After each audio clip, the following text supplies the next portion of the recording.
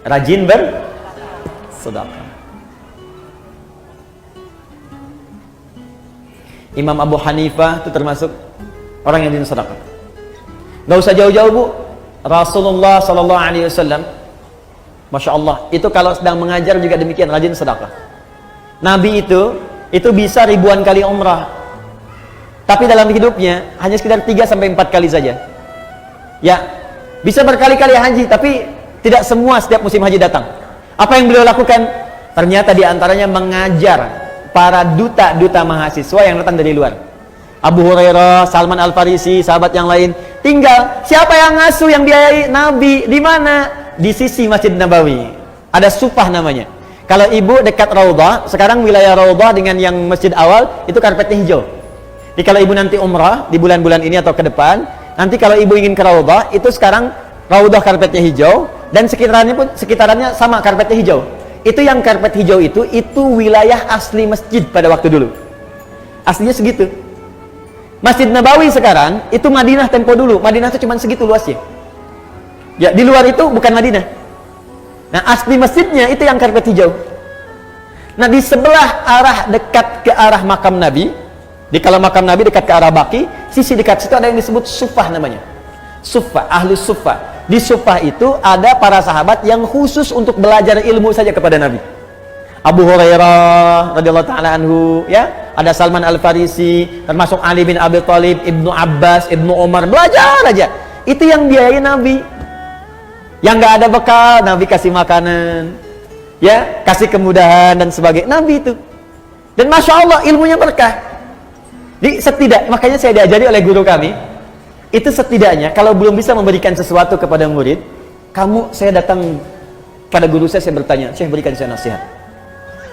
Adinda, ya bunayya anakku, siang engkau belajar, malam engkau dekati pada yang memiliki pengetahuan. Maka mintalah kepada Allah agar ilmu yang engkau ajarkan itu meresap ke dalam jiwa-jiwa setiap murid yang belajar. Yang kedua, engkau doakan mereka. Dalam setiap malam engkau mengajar. Dan itu saya praktekkan.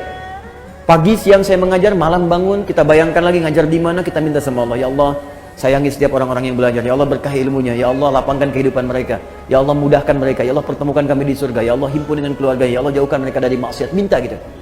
Itu dampaknya besar, tinggi dampaknya. Ada guru-guru yang lebih hebat lagi, Imam Abu Hanifah, itu sampai sedekah ke muridnya dan sebagainya, dan itu berkah kemudian. Nah sekarang dibalik Bu, ibu juga sama. Ada murid-murid yang ketika dia kemudian belajar, itu banyak di antara mereka yang mempraktikkan sedekah.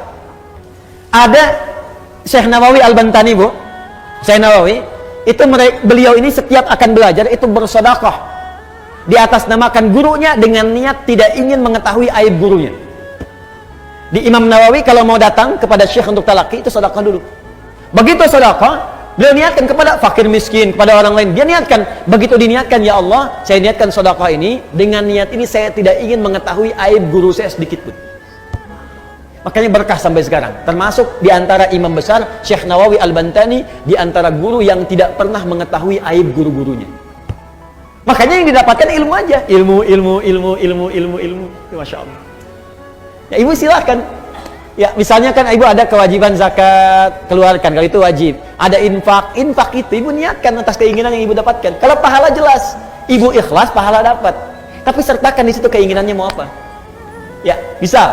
Ibu sedekah nih, saya pengen bantu untuk yang di Pekanbaru, pengen bantu untuk yang di Riau. Ya Allah, jadikan dengan sedekah ini yang di Riau, ya Allah mendapatkan kemudahan. Dan dengan kemudahan itu jadikan keluargaku mendapatkan rahmat darimu. Jadikan kemudahan itu sebagai kemudahan ilmu bagi anak cucuku. Boleh. Itu dalilnya banyak. Jelas ya? Makanya banyak orang bersedekah oleh Nabi kemudian diluruskan.